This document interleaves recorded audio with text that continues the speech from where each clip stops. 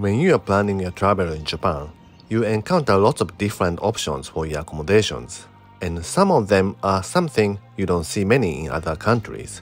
Among them, I'd like to talk about a Japanese-style inn called Ryokan today.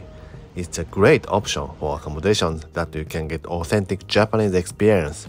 But if it's your first time, it might be a full new experience for you. On my recent trip to Kyoto, I stayed at 2 Japanese-style ryokan. So with my report of stay, I'd like to explain what you can expect one by one so you can make a right decision and enjoy your next trip to Japan. If you know a little bit about Japan, you might think ryokan is more for the hot spring area, and you are right. Usually, ryokan is associated with the hot springs that is called onsen in Japanese. But in Kyoto and Nara, you can find some ryokans that you can experience the local hospitality and cuisine. So I stayed at the 2 different Japanese-style ryokan in Kyoto with a plan including dinner and breakfast, so that I can show you the authentic experience you can get in traditional Japanese ryokan. The first one I stayed at was a ryokan called Gion Fukuzumi. This ryokan is located right in front of Gion Temple. Some ryokan ask you to take off shoes, but this one you don't have to. I checked in around 3 o'clock. And a friendly lady of ryokan guided me to the room. The ryokan had several different rooms overlooking the nice mountains of Higashiyama area, but unfortunately for a single traveler, only a small room facing the town is available. So now I checked in the ryokan's room. The simple Japanese room. It's a ryokan, so they come into the room and explain everything for you. And they ask what time would you like dinner and breakfast, and I asked for the dinner 5 o'clock. They bring into the room. So you have so much more interaction with the hotel person more than the normal hotels. If you like to ask about the local area, like where to eat, they will answer for you.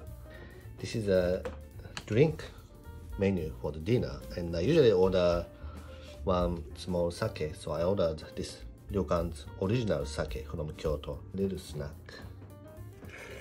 This is Yatsuhashi, very popular special sweets from Kyoto with cinnamon taste. In ryokan, some people give tip called kokorozuke. It's more like $20 to $30, depends on the grade of the hotel, and you need to keep the cash in an envelope. I checked many sites just in case to back up this video, but most of the sites says no, you don't have to leave tip or give any kokorozuke unless you have a special request for them. For the dinner time, let's take a So bath. My room had only toilet and a sink, so you need to go take a bus to somewhere else. There's a public bus in upstairs or downstairs. And now dinner is set up in my room.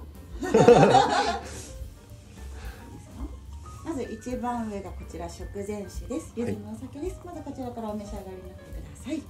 で中段が季節の8寸で海のものと山のものとが入ってます。面白いものですとこの3色団子ですね。こちらですね、ゆり根でできてますのでホクホクした食感をお楽しみいただくものでございます。一番下の段が組み上げ湯葉で湯葉のお刺身です。で本日お作りがタイ、カンパチ、横輪の3種類です。横輪というのがマグロの稚魚でございます。ありがとうございます。ありがとうございます。では最初のお料理こちらで、また出来上がり次第随時お持ちする形でございます。Kyoto's cuisine is not about the quantity, and you don't get huge crabs or mountain of seafood, unlike the seafood town or the countryside. It's more to enjoy the look of the food and display, and also the taste of dashi, which is a broth of different ingredients. So the taste might be a little bit light for you, and the quantity might be small. Let's take time and enjoy one by one. With Japanese sake that I ordered separately. When I stay at ryokan or hotels in other cities, usually I order the local sake. It's not easy to find a great place for the traditional cuisine experience, and it can end up really expensive or a little intimidating. So I think it's a great way to experience the traditional foods in the ryokan that you can eat in your room in yukata, and you can just fall over to the floor and sleep if you like, which I almost did. After the dinner, I decided to go out to see the cherry blossoms. Some ryokans put futon down when you are eating in the dining room, some when you are in the onsen.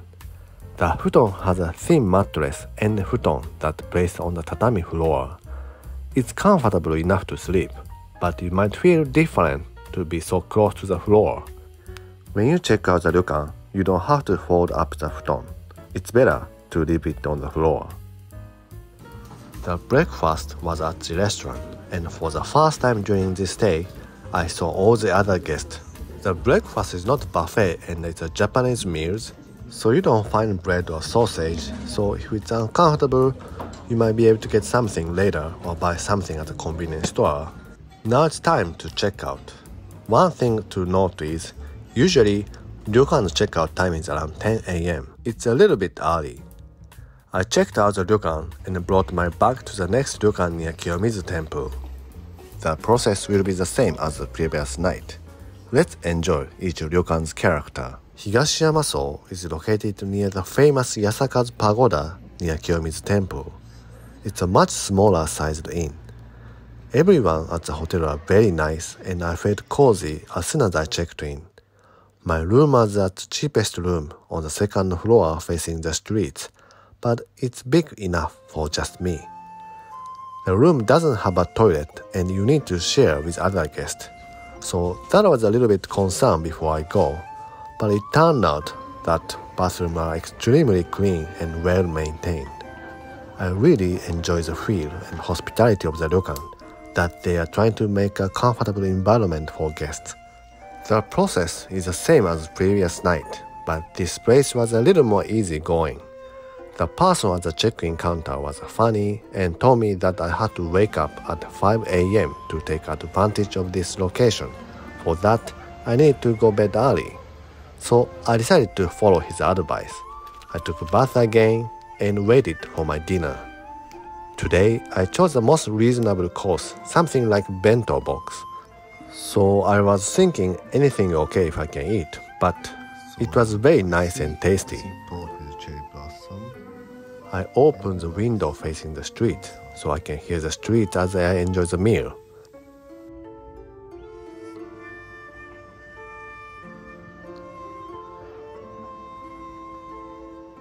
After dinner, I went to see Kiyomizu Temple at night. I would like to walk around the Higashiyama area and enter Kiyomizu Temple at the end. So this is the iconic Starbucks.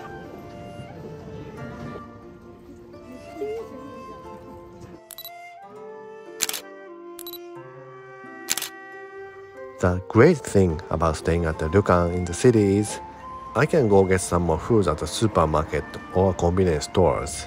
So I went down the street to the Kyoto's local supermarket called Fresco. They had a lot of international customers, so I guess some people stayed in Kyoto for weeks and travel like living here. When I came back to my room, there was a futon down. The futon is more modern style today and it's all white and clean. Next morning, I followed the ryokan's person's advice and decided to walk to Kiyomizu Temple. So I went to Kiyomizu Temple both at night and in the morning, but I prefer the morning with fresh air. This is the advantage of staying closer to the main attractions overnight.